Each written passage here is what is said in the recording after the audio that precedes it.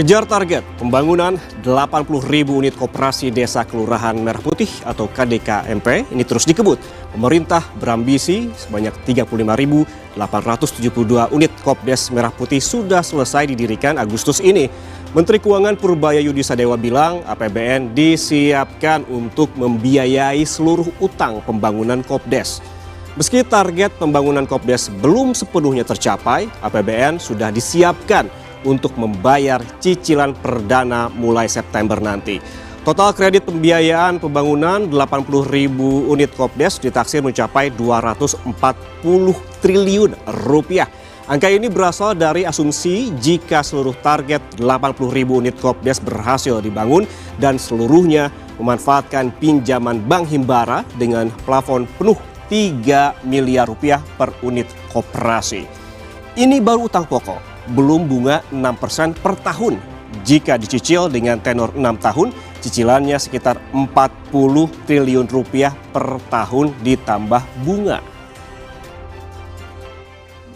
Itu kan 240 triliun kreditnya, kira-kira setiap tahun itu di-stretch ke 6 tahun kan, ke 6 tahun. Jadi setiap tahun tuh pokoknya jatuh 40 triliun dan tiap tahun tuh 40 tambah bunga sedikit. Kita pastikan cicilan pertama pemerintah di bulan September tidak akan molor. Peraturan Menteri Keuangan Nomor 15 Tahun 2026 menjadikan APBN resmi sebagai pembayar aktif cicilan utang Kopdes atau angsuran pokok dan juga bunga. Pasal 2 mengatur pemotongan bulanan dana transfer daerah untuk membayar cicilan koperasi Kelurahan Merah Putih dan pembayaran angsuran sekaligus koperasi Desa Merah Putih dari dana desa per tahun. Secara kelembagaan, lebih dari 83.000 unit koperasi desa dan kelurahan Merah Putih sudah terbentuk. Namun belum seluruh pembangunan fisiknya rampung. Per 2 Agustus 2026 baru 19 ribuan gerai yang 100% selesai dibangun. Di tengah polemik pemotongan dana desa dan sorotan bisnis Kopdes, Menteri Koordinator Bidang Pangan Zulkifli Hasan bilang seluruh aset Kopdes menjadi milik desa dan masyarakat, bukan pemerintah pusat.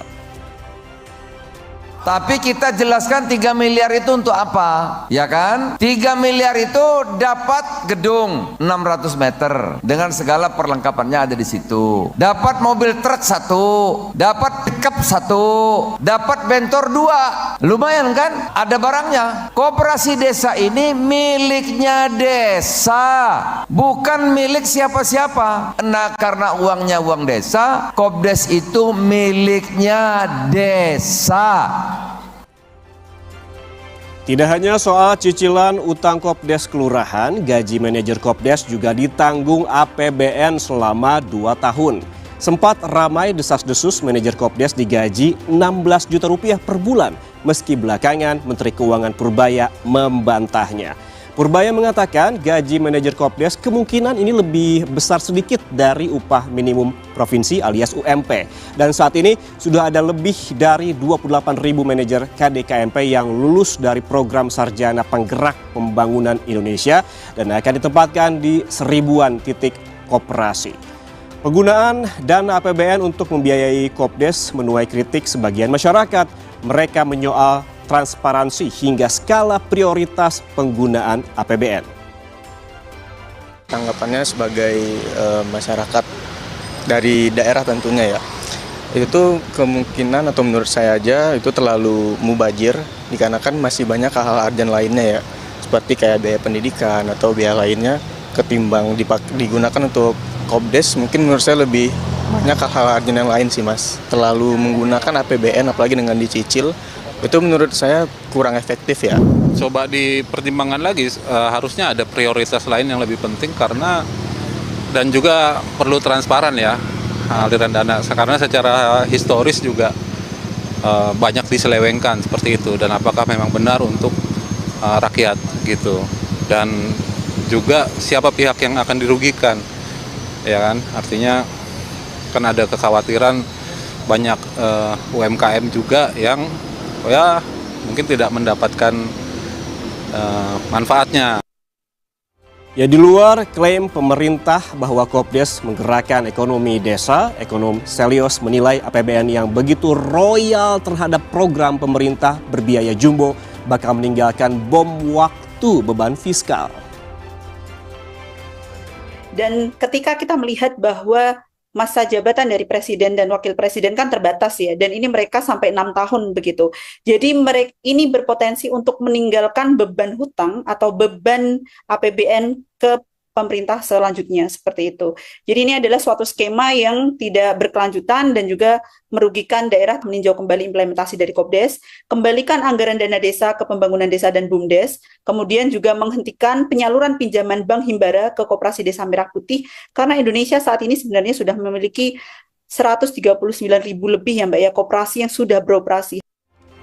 Ya, jika 80.000 unit Kopdes Kelurahan Merah Putih sepenuhnya berdiri, 240 triliun di luar bunga bakal jadi tanggungan APBN. Sebagai dana negara perlu pertanggungjawaban soal isu transparansi, prioritas, keberlanjutan, dan model bisnis agar tidak mubazir dan benar-benar menggerakkan ekonomi rakyat.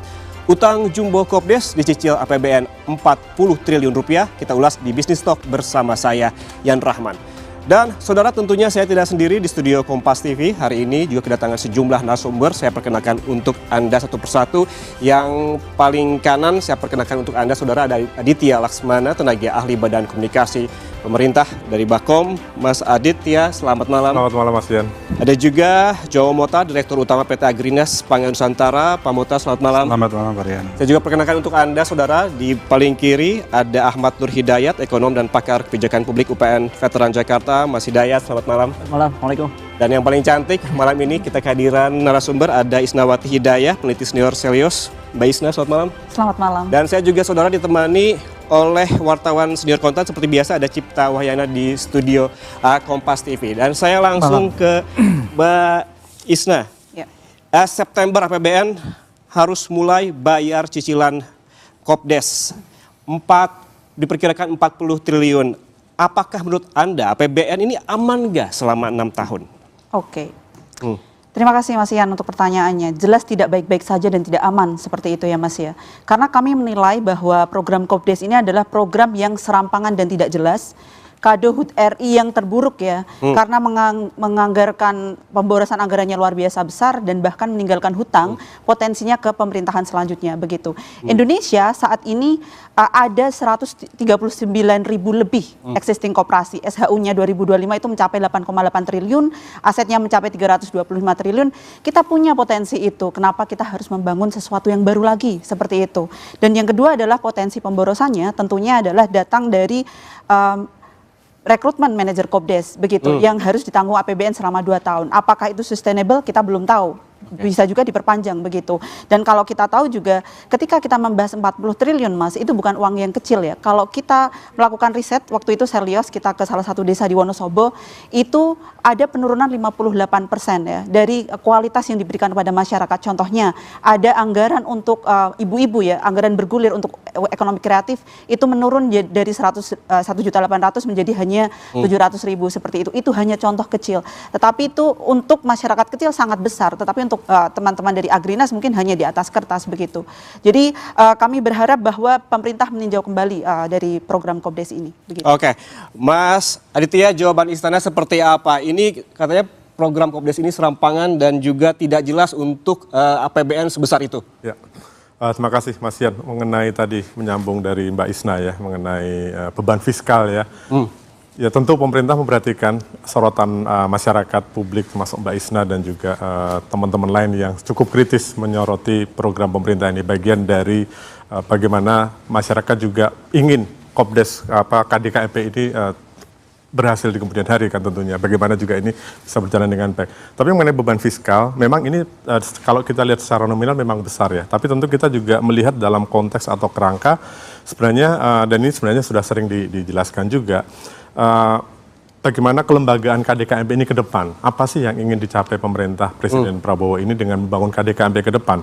Yaitu penguatan ekonomi rakyat di level paling bawah yaitu desa begitu. Bagaimana ini bisa mengenerate menjadi off taker, menjadi salah satu katakanlah tulang punggung dari ekonomi desa. Bagaimana menegakkan juga amanat dari Mas Adit, pasal 33. Saya tambahkan sebentar mengenai beban fiskal sendiri kita juga melihat secara nominal memang itu besar, 40 triliun per bulan, per tahun, kemudian selama 6 bulan 240 triliun. Tapi kita juga bisa melihat bahwa pemerintah juga mengupayakan upaya-upaya untuk penguatan kapasitas fiskal kita saat ini dan ke depan begitu. Saat ini juga sudah mulai ada upaya-upaya penghematan atau efisiensi anggaran dari, ya ini sekali lagi bagian dari pemerintah mendengarkan aspirasi masyarakat, beberapa kebijakan atau program prioritas, mulai ada pembenahan tata kelola yang berujung pada efisiensi anggaran, dan juga beberapa upaya penguatan fiskal di luar efisiensi anggaran, seperti sekarang kita lihat di APBN ada penerimaan pajak sudah meningkat, kemudian juga pembenahan tata kelola ekspor itu juga dilakukan pemerintah,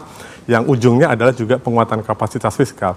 Jadi ada hitung-hitungan yang sudah dilakukan pemerintah tentu saja di dalam merancang kebijakan anggaran berbagai program prioritas termasuk KDKMP yang nanti. Mas Aditya, sorry saya potong. Kan tadi kata Mbak Isna sudah ada koperasi yang eksis begitu. Kenapa harus ada target besar 80.000 koperasi desa di tengah ekonomi yang katanya juga tidak sedang baik-baik saja? Ya tentu gambaran besar dari program KDKMP ini adalah pemerintah ingin memastikan bahwa memang negara hadir untuk memberikan satu fondasi ekonomi kerakyatan di level sekali lagi paling bawah yaitu grassroots. Bagaimana pemerintah memastikan bahwa keseluruhan ekosistem ekonomi yang di daerah itu ada wadah melalui satu yang memang menjadi kesepakatan bersama yaitu KDKMP, melalui KDKMP. Jadi bukan menafikan peran yang tadi disebutkan berapa 100.000 sekian koperasi yang sudah existing. Justru kehadiran KDKMP ini adalah mengisi ruang-ruang yang belum dimasuki atau selama ini masih belum tersentuh oleh koperasi-koperasi yang sudah ada maupun unit-unit usaha lain yang sudah hadir lebih dahulu di masyarakat begitu. Oke. Pak Mota, kita update data dulu deh sekarang. Sebetulnya hingga saat ini jumlah koperasi desa yang sudah selesai dibangun 100% berapa, yang sudah siap dan sudah beroperasi sudah berapa banyak? Baik, jadi per hari ini yang sudah jadi 100% itu sebanyak 20.504. Ini data terakhir. Yang sudah jadi 100%. Yang sedang proses dibangun yaitu 35.420-an, itu kurang lebih selisihnya sekitar 10 ribuan, itu akan selesai, 15 ribuan itu akan selesai di akhir Agustus ini. Jadi total sampai akhir Agustus ini bisa selesai antara 30.000 sampai 35.000. Oke, ini informasinya ini sudah mulai dicicil per September dengan jumlah 35.000 koperasi desa ini berapa cicilannya? Pak Menkyu sempat bilang ada 40 T di sini per tahun. Ya, kami sebagai pelaksana kegiatan tersebut, kami tidak mengurusi masalah pembayaran karena kami hanya mengurusi terkait dengan pembangunan. Tapi tadi menarik karena Mbak Isnaya sempat menyebut mengenai koperasi Merah Putih yang dibangun Agrinas, dan saya mungkin harus juga kita clearkan di sini bahwa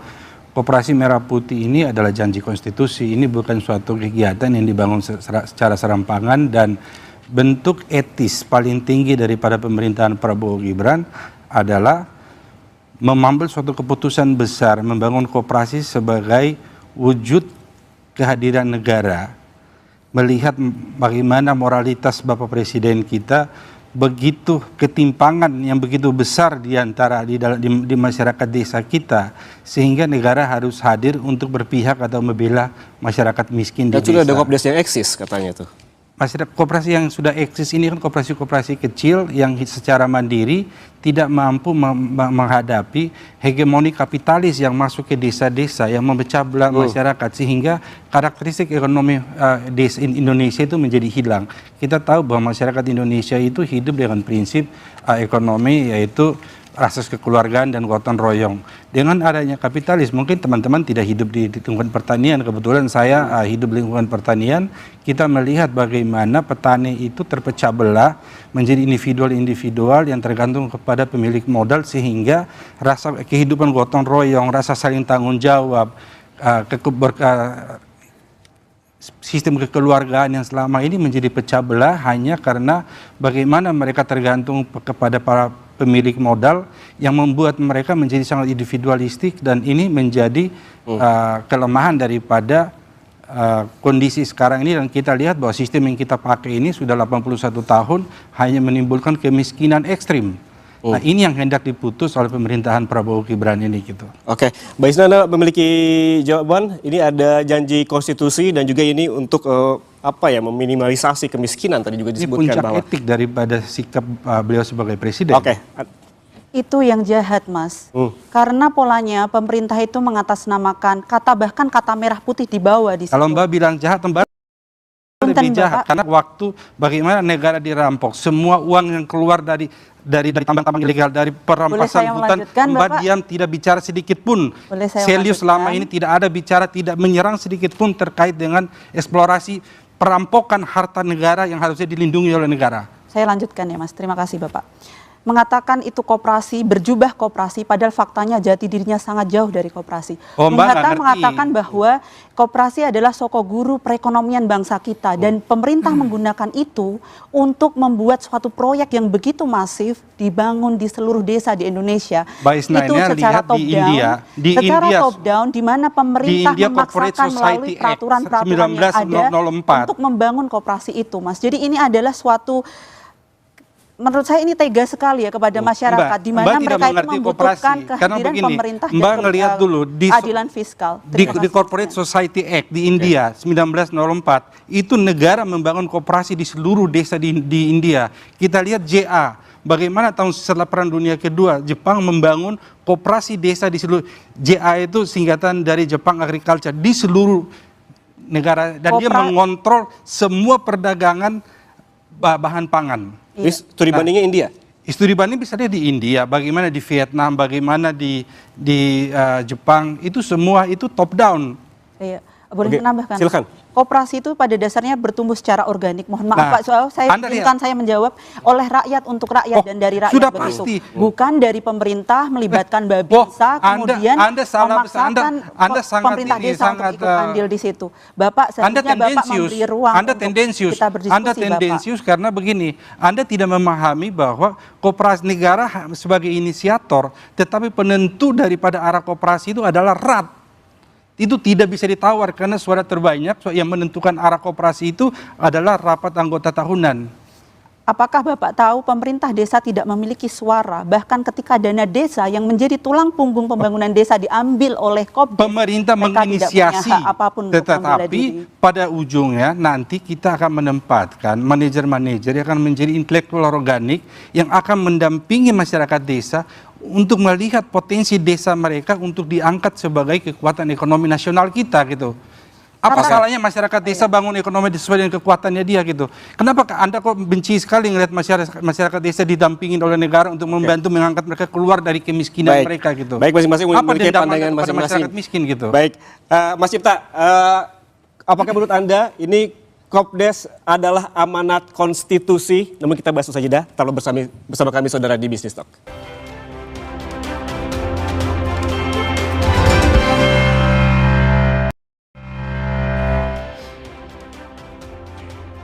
Anda masih bersama kami di Business Talk, saudara. Mas Cipta, apakah menurut Anda koperasi desa merupakan amanat konstitusi sehingga APBN harus royal membayar penuh? Pertama soal koperasi sebagai asas kekeluargaan itu sepertinya sudah kita sepakati bersama sebagai bentuk, sebenarnya kalau kita ingat sebenarnya bentuk ekonomi kerakyatan salah satunya pilarnya kan memang koperasi, karena dari rakyat untuk rakyat. Itu satu ya, itu sebenarnya nggak ada debat lagi semua. Nah sekarang tinggal bagaimana mengeksekusinya gitu kan ya. Nah dalam hari ini kan pemerintah memilih gitu ya. Pemerintahan sekarang memilih untuk, ya kalau kita ngomong memori lama ya model-model seperti KUD gitu ya. Mirip-mirip seperti itu. Nah ini menjadi diskusi, sebenarnya diskusinya lebih ke sekali lagi sebenarnya soal prosesnya sih. Soal koperasinya bahwa akan diperkuat, ya itu setuju. Kedua, model-model bahwa pemerintah itu subsidi duluan itu juga banyak dilakukan, itu nggak ada salahnya juga, bahwa pemerintah juga memberi captive bisnis duluan, itu nggak ada masalahnya. Tapi satu hal misalnya, ya sekali lagi saya harus membandingkan, kita misalnya belajar, ini kan kadang-kadang kita belajar kan dari apa yang sudah terjadi. Misalnya kita belajar dari program MBG dengan model yang langsung dibuat sedemikian banyak, ternyata kan dinamikanya sedemikian besar kalau nggak siap. Nah sekali lagi KDMP juga poinnya seperti itu gitu loh, poinnya seperti itu. Selalu kenapa nggak bertahap dulu? ketika kita bertemu terakhir saya berharap sebenarnya waktu itu kalau nggak salah Pak Mota menyebut kita 20.000 pengennya gitu ya. Waktu itu Bu Rini juga nyebut 20.000. Ternyata udah berkembang 35.000. Karena kalau kita membayangkan semakin besar ini dideploy dari awal, itu resikonya kemudian menjadi semakin besar lagi gitu loh. Karena soal best practice-nya atau prakteknya ini yang sebenarnya mesti kita terus pertajamkan. Misalnya soal model bisnis kita kan sangat tahu bahwa ada dinamika yang terus berkembang. Belum soal urusan pembiayaan, kita bisa lihatlah dari track record aturan-aturan yang berubah itu kelihatan bahwa masih terus berdinamika sampai mungkin sampai sekarang belum ketemu bentuk yang paling baik. Jadi saya kira ini udah jadi nih 35.000. Sebenarnya saya berharap 22.000 aja sih. Tapi udah 35.000. Kenapa enggak? Ya udah ini sudah jadi, dibenerin dulu. Prosesnya dibenerin. Kalau ngomong tadi diskusi soal anggaran, saya kira diskusinya bukan anggarannya cukup enggak. Risiko apa istilahnya, ruang fiskalnya cukup enggak? Saya hitung-hitung tadi ya, kalau 35.000 kali 3 miliar itu ketemunya 105 triliun. Dibagi 6 itu ketemunya 17. Kalau cuma 17 triliun mah cukup. Anggaran kita itu sekarang 3.786. Artinya cuma 0,5%. Tapi enggak itu diskusinya. Diskusinya adalah ruang fiskal desa. Yang kena itu ruang fiskal desa ketika 58%-an kalau nggak salah ya. Taruh kata kita hitung kasar tuh kalau nggak salah rata-rata mungkin 800-an juta per desa. Sekarang sekitar 400, mungkin 460-an atau 450 juta itu akan kepake untuk kesini. Nah ini kan menjadi ruang fiskal desanya yang kalau ini nggak berhasil, jadi ada istilahnya opportunity loss buat desanya. Jadi ini yang menjadi sebenarnya menjadi PR Agrinas yang 2 tahun pertama mendampingi dan juga Menteri Koperasi untuk supaya sekali lagi dulu saya berharap ini Himbara kan duitnya duit ya komersial lah, tapi ketika ini dijamin pemerintah duit ini sebenarnya duit pajak pemerintah, pajak rakyat. Jadi pertama sebenarnya harus transparan, lalu yang kedua juga harus dipertanggungjawabkan. Itu sebenarnya lebih ke situ sih. Mas Aditya, ini seperti yang Mas Ipta bilang, kenapa agak bertahap dulu? Ini langsung ada angka target di tahun ini di 35.000 koperasi desa. Dan ini ada ruang fiskal desa yang juga terdampak dan juga terancam gitu. Ya, saya kira prinsip yang terakhir ya mengenai Mas Cipta, sepakat ya, ini bagian dari catatan kritis untuk pemerintah ke depan. Bagaimana pemerintah yang sudah merancang kebijakan atau politik anggaran untuk KDKMP ini, bagaimana itu bisa misalnya dipertanggungjawabkan, akuntabilitasnya begitu. Memang mengenai bagaimana ruang fiskal desa, begini juga ini kita juga bisa melihat dalam konteks bahwa KDKMP ini kan hadir menjadi aset desa, sebagaimana juga kalau dana desa yang bentuknya full grant ya selama ini kan mereka desa bisa menggunakan untuk BUMDes, untuk membangun jalan segala macam, sebenarnya sama juga toh pada ujungnya semuanya ini menjadi aset desa, menjadi alat produktivitas warga di desa segala macam. Jadi ini sebenarnya hanya cara pemerintah, pendekatan pemerintah dan cara pemerintah menetapkan strategi pembiayaannya. Tetapi ujung-ujungnya sebenarnya juga pada kembali ke desa. Berapa lama ini masyarakat desa bisa merasakan kesadaran ekonomi? Saya lihat ini kita terjebak di dalam pembicaraan mengenai fiskal. Sebetulnya ini kita sudah tidak melihat bahwa koperasi ini hadir memberikan benefit. Kita hitung yang sederhana saja. Gas melon itu negara mensubsidi 2,9 miliar. Selama ini tidak ada yang teriak dan tidak ada yang protes. Ada kelompok atau individu-individu tertentu yang memonetize barang publik yang disubsidi dari uang rakyat dan mengambil keuntungan di atas itu. Kita hitung aja rata-rata orang jual gas melon itu 23 juta. 23.000. Kalau 23.000 berarti selisih dengan HET itu sekitar 7.000. 7.000 dikali 29 itu kurang lebih sekitar 17,8 triliun. Itu uang dari desa yang tersedot keluar akibat ada barang subsidi yang harusnya bisa memberikan dampak manfaat langsung kepada masyarakat yang berhak menerima, justru menyebabkan uang keluar 17,8 triliun. Kurang lebih ya bisa dihitung kalau 7.000 dikali 2,9 miliar gitu. Itu baru satu barang. Belum kalau kita hitung pupuk. Itu semua permainan di situ. Selama ini seluruh masyarakat Indonesia termasuk Celios diam, tidak ada yang protes bahwa ada orang-orang, individu, kelompok yang memonetize, mengeksploitasi barang publik yang disubsidi dari uang rakyat dan diambil keuntungan atas itu adalah tindakan biadab. Dan saya minta kepada pemerintah kalau bisa ke depan itu adalah pidana ekonomi. Karena barang publik adalah disubsidi dari uang rakyat yang diambil dari pajak rakyat, tidak boleh ada orang yang ambil keuntungan di atas barang-barang tersebut. Itu adalah pidana ekonomi dan itu harus kita perjuangkan bersama dan semoga pembicaraan malam ini juga menjadi suatu catatan tersendiri. Oke, ada dampak untuk masyarakat ya, Mas Hidayat. Ada dampak untuk masyarakat secara keekonomian. Namun kalau Anda melihat regulasi teknisnya sudah jelas atau belum? Saya itu khawatir dana publik kita yang namanya APBN itu menjadi seperti bantalan terakhir. Kalau kita cerita skema bisnis, ini kan koperasi. Maka kita harus akui bahwa ini kan negara seperti membayar hutang. 40 triliun. Jangan dilihat dari size-nya, saya setuju tadi Pak Cahya tadi. 40 triliun kecil buat APBN. Tapi bayangkan 40 triliun itu adalah uang kita yang sebetulnya kita bisa berikan kepada infrastruktur, kepada pendidikan, kepada kesehatan.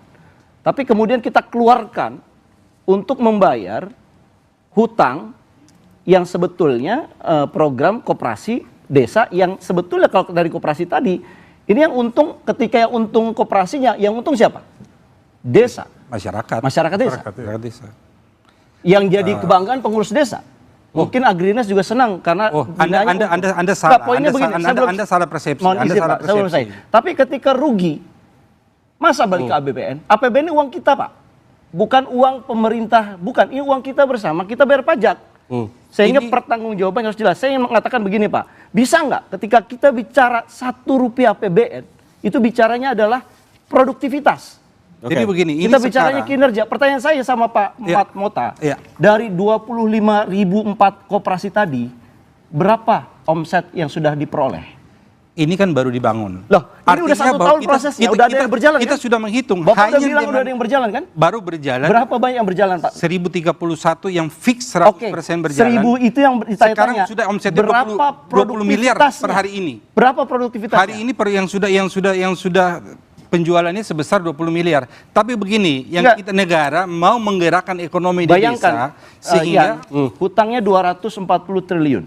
Itu tidak ada artinya. 6 tahun. Itu ini kan tidak saya ada pendekatannya bisnis dulu deh. Jadi saya ingin menganggap APBN ini adalah produktivitas keluarnya. Ini produktivitasnya jauh lebih besar daripada uang tersebut. Karena dengan menjual barang subsidi satu desa itu bisa mendapatkan penghasilan 6,615 miliar. 40 triliun itu kecil. Per Himbara sebagai grup himpunan bank negara, keuntungannya dia Q1 2024 adalah 39,9 triliun. Keuntungan satu bank. Itu dengan menjual barang subsidi sekarang saja. Anda bayangkan 40 triliun mereka harus itu sudah kembali, Mas. Tanda kutip ya. Itu kan sesuatu jumlah yang besar buat perbankan Himbara kita. Anda melihat sangat sempit. Mas Aditya, silakan. Karena dengan pergerakan ekonomi di situ jauh lebih besar apa manfaat yang akan didapatkan masyarakat. Kalau saya ingin menambahkan begini, cara negara melihat itu bukan soal untung ruginya. Tapi ini adalah investasi untuk bagaimana negara hadir dalam ekonomi masyarakat. Negara berinvestasi di sini, bukan negara ngitung untung rugi. Memang di situ ada catatan, nanti seolah-olah dari sisi neraca itu memang bisa dilihat seolah-olah ini katakanlah, tapi kita asumsinya tadi dari Pak Hidayat, katakanlah ini tidak berjalan seperti yang diharapkan. KDKMP tentu ada seolah-olah yang diberikan oleh negara tadi sia-sia, tapi tentu negara tapi core-nya itu tetap bisnis kan? Iya, core-nya memang bisnis, tapi begini, kita harus melihatnya secara utuh bahwa memang itu dari perspektif itu benar. Ada makanya itu presiden pemerintah dalam kalau kita melihat di Permenku juga itu ada klausula soal best practice juga di dalam penggunaan ini dan penagihan untuk anggaran Himbara. Jadi begini, Mas. Tapi sekali lagi ini menempatkan bahwa perspektif negara adalah perspektif pada investasi untuk kepentingan masyarakat. Saya boleh masuk, Pak. Kalau itu investasi, tunjukkan berapa returnnya. Mas, ini begini. Loh, Anda nggak bisa jawab kan? Saya bisa jawab. Loh, kalau investasi kita bicara ROI-nya. Koperasi itu Anda kan orang ekonomi, Pak. Kolektif kolegial. Kalau negara berinvestasi 240 triliun di tempat Anda, desa itu menentukan keberhasilan koperasi. Kalau Anda nggak bisa mencerita hanya kita ini cuma ngomong-ngomong saja. Koperasi ini desa ini akan makmur. Ini Anda cuma berteori. Bisa nggak kita ukur, Pak? Kolektif kolegial masyarakat di desa itulah yang akan menentukan keberhasilan daripada koperasi itu. Bukan kita yang ada di sini atau yang menonton hari ini. Baik, Presiden, berikan waktu sebentar untuk Pak Mota. Silakan, Pak Mota. Ya, jadi Anda harus pahami bahwa Koperasi Merah Putih yang dibuat oleh negara ini, pertama, dia akan mendistribusikan seluruh barang subsidi. Nggak usah dijelaskan lagi, saya sudah paham. Manfaatnya luar biasa. Tapi kalau pendekatan bisnis, Bapak direksi. Harus dong. Anda harus gaji Bapak lebih tinggi dibandingkan gaji rata-rata perusahaan yang ada di Indonesia karena Bapak direksi seorang BUMN. Masa menghitung return untuk investasi 240 nggak bisa, Pak? Sebenarnya pertanyaan sederhana. Returnnya berapa nominalnya? Nominalnya Anda hitung. Makanya tadi saya kasih contoh. Dengan dia menjual barang-barang subsidi saja, itu pendapatan per koperasi itu 615 juta per tahun. Ya persennya hanya berapa? Dengan returnnya berapa persennya? Tinggal dihitung 615 dikali 80.000 itu artinya bahwa dalam 1 tahun itu investasinya sudah kembali. Kalau saya hitung aja tadi dari 1.000 Pak Ian, kan disebutkan dari omset. Anda hitung tadi saya sampaikan barang subsidi saja. Ya kan? Itu kan 60. Itu udah fix barang milik negara. Saya gini Pak, marilah kita dudukan uang publik ini adalah uang yang setiap kita keluarkan itu bermanfaat buat masyarakat kembali. Dan kita ingin ketahui nomornya berapa. Karena 40 triliun ini kita bisa gunakan untuk yang lain. Tapi kan sekarang akhirnya September harus kita keluarkan nih.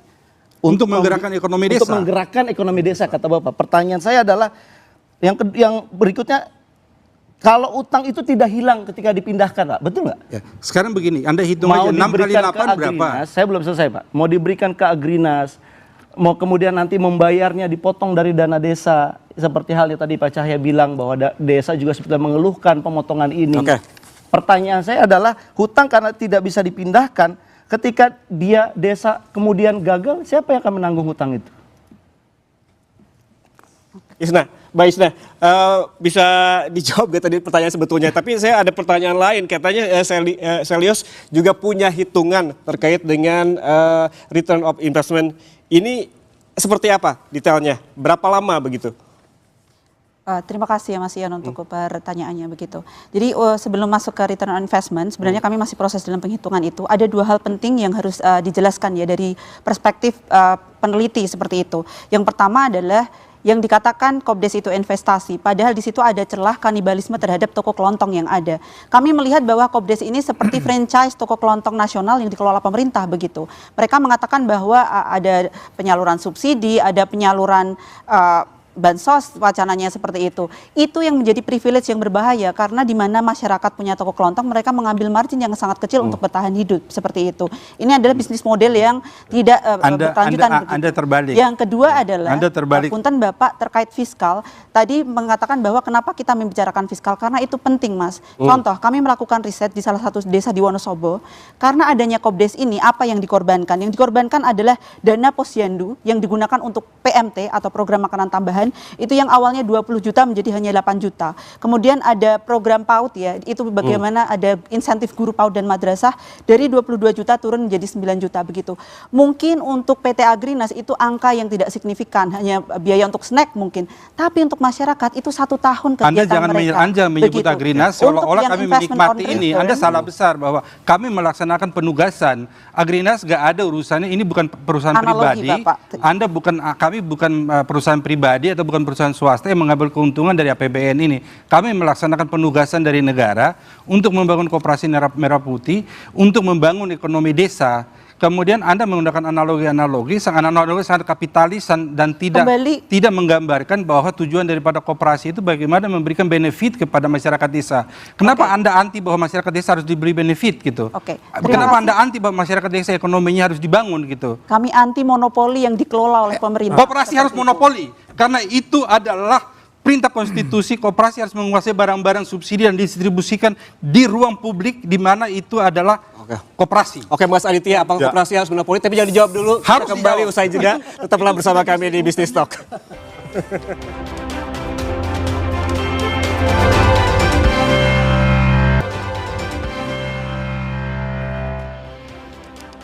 Mas Aditya, katanya koperasi harus monopoli. Apakah emang itu tujuan utama dari pemerintah? Mungkin secara gambaran istilah monopoli yang disampaikan Pak Mota tadi, bahwa bagaimana koperasi itu menjadi urat nadi dari ekonomi masyarakat di desa, masyarakat warga yang memang menjadi amanat konstitusi di pasal 33. Nah, saya ingin sedikit menanggapi Mbak Isna tadi mengenai nasib toko kelontong di ini kan. Kanibalisme toko kelontong. Kanibalisme.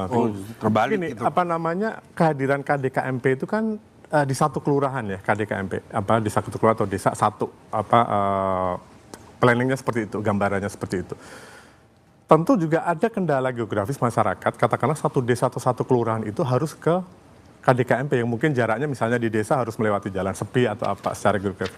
Toko kelontong tetap ada, mereka tetap survive. Bahkan sebenarnya kehadiran KDKMP ini dimaksudkan untuk membantu toko kelontong, mereka bisa istilahnya kulakan dari KDKMP. Kenapa? KDKMP ini bisa menekan margin dari katakanlah dari supplier, karena dengan kekuatan let's say 35.000 ya katakanlah. Margin yang begitu volumenya besar itu. Manakala berhadapan dengan supplier besar, itu mereka bisa mengalahkan katakanlah jaringan retail yang ada saat ini. 2 jaringan retail terbesar kita kalau digabungkan mungkin tidak ada apa-apanya dengan KDKMP. Oleh karena itu KDKMP memiliki posisi tawar untuk bagaimana bisa menekan margin sehingga itu bisa dimanfaatkan oleh toko kelontong di sekitar KDKMP yang lebih dekat dengan warga untuk mengambil di sini. Dengan demikian harapannya toko kelontong memperoleh barang yang lebih murah lagi daripada dan lebih dekat sehingga mereka juga bisa mempertahankan margin, bahkan bisa siapa tahu bisa meningkatkan memperbesar margin mereka dengan upaya-upaya yang lebih effort yang lebih tidak lebih mudah lagi karena ada KDKMP. Jadi sebenarnya gambaran skenarionya itu adalah terkait dengan kanibalisme tadi seperti itu. Jadi tidak mematikan, justru ini bisa menjadi supporting system, menghidupkan. Tapi kalau dilihat-lihat produk-produk yang ada di koperasi desa ini, kalau kita lihat-lihat ada produk-produk seperti di minimarket begitu, bukan produk-produk desa, itu penjelasannya gimana? Nah, jadi kan kebetulan saya kan yang membelinya ya. Saya membelinya karena begini. Jadi kita memastikan bahwa barang-barang yang selama ini dinikmati oleh orang kota juga bisa dinikmati oleh masyarakat desa dengan harga yang sangat fair. Jadi kita berusaha bagaimana dengan akhirnya Koperasi Merah Putih itu menciptakan fair price. Fair price untuk pembeli dan juga fair price bagaimana nanti pedagang yang akan menjual kembalinya. Tebal marginnya akan jauh lebih besar apabila mereka membeli di koperasi karena kita memotong rantai yang begitu panjang sehingga barang yang kita beli dalam jumlah yang besar kita bisa melakukan negosiasi, mendapatkan harga terbaik sehingga masyarakat di desa mendapatkan harga yang termurah, harga yang paling adil bagi mereka untuk membayar. Selama ini mereka membayar dengan harga yang begitu mahal karena chain of distribution dan logistik yang begitu panjang. Dan kita tahu bahwa Indonesia logistik kita adalah yang termahal, mungkin salah satu termahal di dunia. Gitu. Oke, Pak Mota, kalau kayak begitu, kayak tadi soal harga tadi, apakah itu jadi semakin menegaskan bahwa ada persaingan dengan minimarket dan juga soal kanibalisme toko kelontong tadi ya? Sebetulnya kita memberikan ruang yang lebih besar bagi masyarakat di desa untuk bisa mengambil barang dan dijual kembali di toko-toko di sekitar rumah kita dengan mengambil margin yang lebih besar. Karena kita bisa menjual dengan harga jauh lebih murah dan ini bisa kita kasih contoh apabila nanti teman-teman di sini berkenan, nanti kita undang ke Agrinas, kita tunjukkan bahwa barang-barang yang kita beli di sana harganya jauh lebih murah gitu. Kenapa jauh lebih murah? Karena kita menguasai distribusi dari kita bisa ngambil sampai kita ngantar ke desa gitu. Dengan begitu harga yang kita beli dalam jumlah yang besar kita jauh lebih murah gitu. Oke, Mas Cipta, ini bukan hanya terkait dengan hal itu, ada juga fiskal yang bayar manajer koperasi desa. Seberapa kuat APBN bisa menahan hal ini menurut Anda? Ya, sekali lagi kalau bicara kuat nggak kuat sih pasti kuat sebenarnya. Kalau bicara kuat nggak kuat, sebenarnya lebih ke mau seberapa lama gitu loh ditanggung itu. Karena sebenarnya pada akhirnya kan kalau kita bicara, ini sebenarnya pada akhirnya kita bicara tentang tujuan akhir atau KPI-nya. Sebenarnya kan misalnya tadi Pak Mota bicara tentang margin dan sebagainya, yang mungkin akan untuk produk-produk bersubsidi ya pasti akan bagus karena memang itu dikontrol oleh pemerintah. Tapi sebenarnya ini berkaitan dengan soal ini yang gaji. Akan berapa lama? Ini sebenarnya yang belum terjawab. Kan Pak Suhas mengatakan bahwa ini akan menjadi infrastruktur distribusi bantuan. Ini akan berapa lama? Ini karena pertanyaan ini menentukan. Ini kalau kita kembali ke memori KUD ya, itu ketika dulu banyak fasilitas di stop, ternyata kan banyak yang nggak bisa sustain karena proses pembangunan independensi bisnis itu tidak berjalan terlalu istilahnya terlalu menikmati apa yang sudah ada. Nah ini juga menjadi sekarang dengan skema ditambah dengan skema pembiayaan ini sebenarnya ada risiko moral hazard sih, karena saya untung nggak untung, toh masih digaji juga. Nah ini sebenarnya perlu dibuka juga apakah evaluasinya seperti apa gitu ya, karena kan semua risiko yang nyicil, yang ngutang Agrinas, yang nyicil nanti pemerintah dan sebagainya gitu ya. Sementara karyawan dia tetap digaji 2 tahun ke depan dan sebagainya. Nah itu menjadi pertanyaan juga. Nah ini sebenarnya yang pertanyaannya sebenarnya programnya seperti apa supaya ini tadi supaya koperasi-koperasi itu pada akhirnya bisa mandiri. Jadi kita tidak mengulang KUD, tapi kalau saya sih lebih model-model seperti BUMDes itu lebih keren sih. Jadi tingkat keberhasilannya lebih bagus karena dia benar-benar berbasis ekonomi yang real di daerah. Tetap ada sih sebenarnya captive bisnis dari pemerintah itu mungkin untuk awal oke, tapi gimana kemudian di situ ada transformasi bisnis-bisnis yang lokal itu kemudian muncul gimana di pantai itu yang berkembang mungkin bukan pangan tapi lebih ke koperasi perikanan pada nah itu yang menjadi PR. Jadi pertanyaannya sebenarnya lebih ke situ gimana sustainability setelah misalnya 2 tahun atau setelah Pak Mota ini tugasnya 2 tahun ya Pak ya. Betul. Nah itu sebenarnya PR-nya Pak Mota gimana membuat saya nggak tahu sih penugasannya seperti apa tapi ini PR-nya mendampingi. Betul. Ini ngomong itu supaya kuat. Gitu. Ngomong soal keberlanjutan, Mas Hidayat, ini dengan tenor cicilan 6 tahun ada juga gaji tadi yang dibayar oleh APBN selama 2 tahun. Menurut Anda bisnis ini akan berkelanjutan nggak seperti yang tadi sempat disinggung oleh Mas Cipta? Pastinya kita semua ingin berkelanjutan dong. Ini kan uang rakyat yang kita udah gelontorkan. Tapi saya ingin menekankan apa yang Mas Cipta katakan tentang moral hazard. Problemnya menurut saya ada di PMK 15 tahun 2026. Di PMK itu menyebutkan adalah kok ini bisa berbagai stakeholder. Jadi kalau pertanyaan saya kalau baca PMK ini, sebetulnya debitor utamanya dari koperasi ini siapa sih Mas? Debiturnya siapa? Yang minjem ke Himbara ini siapa? Agrinas. Oke. Kalau Agrinas, kenapa APBN yang harus dikeluarkan? 40 triliun 6 tahun lagi. Belum bunganya lagi. Nanti dulu Pak. Ini sesat. Yang saya ingin tekankan nanti dulu Pak. Saya ingin positif sama Bapak. Saya ingin positif sama Bapak. Saya ingin mengusulkan saya tidak mau Bapak, mohon maaf dengan segala hormat, seperti waktu saya debat mengenai BGN. Yang kemudian ketuanya yang pertama kemudian harus masuk penjara. Saya tidak mau Bapak seperti itu. Yang saya ingin katakan begini. Tidak berhutang. Kalau 40 triliun, mohon maaf, Anda salah. Anda ngomong bahwa Agrinas hutang, Anda sudah salah. Persepsinya sudah salah. Jadi artinya bahwa Anda membangun narasi yang berdasarkan suatu fondasi yang salah. Karena begini, Agrinas ditunjuk oleh Kementerian Koperasi untuk melaksanakan pembangunan koperasi tersebut dan dilakukan relokasi anggaran dari. Jadi bukan Bapak yang berhutang. Bukan saya berhutang. Himbara mengeluarkan 200. Kalau kontrak kreditnya ke Agrinas. Kontrak kreditnya. Jadi ini hanya dipakai sebagai supaya administrasi. Kan ahli administrasi. Secara administrasi yang bisa mendapatkan pinjaman itu adalah Agrinas. Tetapi secara realnya bukan Agrinas yang meminjam. Saya meminjam itu untuk apa? Izinkan saya pelan-pelan Pak. Supaya nanti Bapak nggak bantah. Yang saya bilang ada problem dalam PMK tadi. Karena yang debiturnya siapa? Yang kemudian uangnya diambil dari dana desa siapa? Asetnya jadi milik siapa? Itu kan entitas beda. Entitas beda itulah yang akan menyebabkan tadi Bapak bilang, manajer koperasi bilang, saya performanya rendah aja nggak apa-apa, toh nanti utangnya yang bayarin bukan saya. Bukan koperasi ini yang bayar utangnya. Tapi apa? Ada Agrinas atau ada APBN. Nah yang ingin saya katakan adalah bisa nggak Pak, ke depan setiap koperasi itu dibuat dia target, ada indikator performance yang harus mereka capai. Itu detail, Pak. Kami sudah bikin detail. Bang Mota, nanti dijawab saja dah. Tetaplah bersama kami saudara di Bisnis Talk.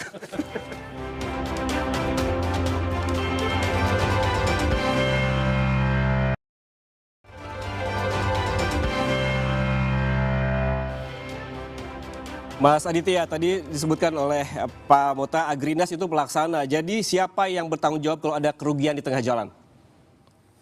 Ya, tentunya ini kan skema pembiayaan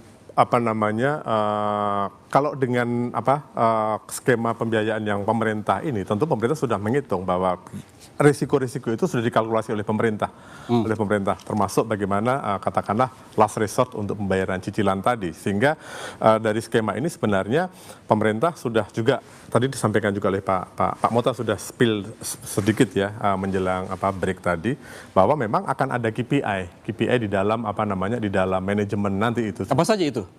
Ya tentu nanti Pak Mota bisa secara teknisnya lebih Pak Mota. Tapi kan kita juga kalau lihat di PMK itu juga di pasal 3 itu ada klausul mengenai best practice. Saya pikir itu juga salah satu upaya untuk upaya pemerintah bahwa soal akuntabilitas penggunaan anggaran APBN ini untuk menjadi last resort dari keseluruhan pembiayaan KDKMP baik cicilan maupun juga yang disampaikan oleh. Berarti tidak dibayar kalau tidak sesuai best practice. Begitu? Nah, itu ada penjelasannya. Tentu nanti akan ada KPI seperti apa yang menjadi kewajiban dari para manajer itu untuk memenuhi KPI itu sendiri. Gitu. Oke, Mbak Isna, jadi menurut Anda siapa yang harus bertanggung jawab kalau ada kerugian tengah jalan, termasuk dan pertanggungjawaban APBN? inilah ketika suatu proyek yang besar dari Wangsit dan tidak ada piloting yang memadai, Mas. Ada kesan lempar, ada lempar tanggung jawab ketika siapa Bapak izinkan saya ini menjawab. kita ngomong di depan publik, kita ngomong kita ini itu kata negara. Bapak Menteri. Kita melaksanakan karena Ibu merasa bahwa Ibu Menteri bayangin, jadi Ibu ngomong di sini selalu pakai nama Menteri. Kan kita ngomong konstitusi, perintah konstitusi bahwa koperasi sebagai sokok guru ekonomi nasional. Ekonomi Indonesia dibangun berdasarkan pada prinsip kekeluargaan dan gotong royong. Itu yang dilaksanakan, perintah konstitusi. Dan saya melanjutkan? Puncak moral daripada seorang presiden melaksanakan perintah konstitusi itu adalah wajib. Oke, baik, silakan lanjutkan Mbak Isna. Ibu mau bicara ngangkut. Boleh tahan dulu, Pak Mota. Ibu sudah di luar. Silakan. Ibu sudah membuat hanya di sini untuk mencemarkan nama, untuk mencemarkan orang dan hanya membuat cibiran dan dari diskusi ini kepada publik itu. Dari diskusi ini kita bisa melihat ya ke depan bagaimana ketika pemerintah saat ini sudah tidak menjabat atau mungkin dari Agrina sudah berganti ke pengurusan, tetapi hutang itu masih mengikat selama 6 tahun, Mas. Bayangkan, desa akan tetap menanggung itu. Itu yang membuat kami concern begitu. Yang kami katakan juga ketika pemerintah mengatakan secara utopis bahwa kelontong bisa kulaan lah ya ke kita misal seperti itu. Faktanya tidak seperti itu di lapangan begitu. Karena apa? Ini akhirnya kita menjadikan pemerintah sebagai pusat dari terkulak. Itu bukan fakta. Itu yang mengkhawatirkan. Datanya dari mana? Mbak nggak ada datanya. Ada. Datanya saya dari jelaskan. mana, Mbak itu? Saya silakan kita buka datanya. Seperti apa? Buka datanya dong kalau begitu. Jadi pertumbuhan. Tunjukkan datanya gitu. Data pemerintah. Pertumbuhan UMKM eceran dari Kementerian sebentar, Pak Menteri Bayangan. Kita dengarkan data yang diungkap oleh Bapak mulai terbayang-bayang sebenarnya. Silakan. Oke, Anda serius punya data, kita ngomong terbayang-bayang gitu. Oke, Pak Mota, izinkan Mbak Isna bicara. Ngomong itu harus ada datanya gitu. Serius punya data, silakan. Silakan Mbak Isna. Sabar ya Pak ya. Sabar sekali saya, Bu. Ya, izinkan saya menjawab. Jadi pertumbuhan. Saya tidak sabar dengan fitnah dan saya tidak sabar dengan kebohongan yang ditampilkan di publik. Itu yang saya tidak sabar. Saya ingin meluruskan, ini adalah data ya dari pemerintah sendiri. UMKM eceran di Indonesia itu pertumbuhan dari 2024 ke 2025 hanya 10.000. Sedangkan kita lihat Kobdes begitu masif, bahkan sudah sampai 19.000 dan 20.000 mungkin per hari ini menurut website SIM Kobdes yang saya lihat per tadi seperti itu ya. Dan ini menunjukkan bahwa pertumbuhan Kobdes itu 1,8 kali lebih besar dari UMKM eceran, Mas. Dan mereka itu bersaing. Si Kobdes memiliki privilege yang begitu besar. Mereka bisa membuat lebih murah karena mendapatkan sokongan APBN dan juga privilege lainnya dari peraturan pemerintah. Itu yang membedakan. Dan UMKM masyarakat tidak punya itu. Itu yang menjadikan kenapa kami menyebutnya sebagai tengkulak pemerintah. Pak Mota atau Mas Aditya punya jawaban singkat saja? Ya, kalau saya sih kembali lagi ya bahwa ini adalah desain dari pemerintah untuk menggerakkan ekonomi rakyat. Bahwa hasilnya seperti apa kita masih belum bisa menilai. Menurut saya ya, kita evaluasi bahwa sebagai masukan kita sangat menerima aspirasi dari Mbak Isna, Pak Hidayat, Mas Cipta untuk bagaimana pemerintah menyelesaikan keseluruhan ini sampai ujung nanti dan setelah ini nanti bekerja seperti apa. Artinya ini sekali lagi ini desain awal pemerintah. Oke, baik. Karena waktunya sudah habis. Boleh saya sampai sedikit aja, Mas. Ini kan waktu sudah habis, Pak. Maaf sekali kita diskusi setelah ini. Dan sudah terima kasih Bapak dan juga Ibu atas kehadirannya di studio Kompas TV hari ini. Demikian Bisnis Talk hari ini. Saudara, saya Yan Rahman pamit undur diri. Terima kasih atas kebersamaan Anda. Sampai jumpa.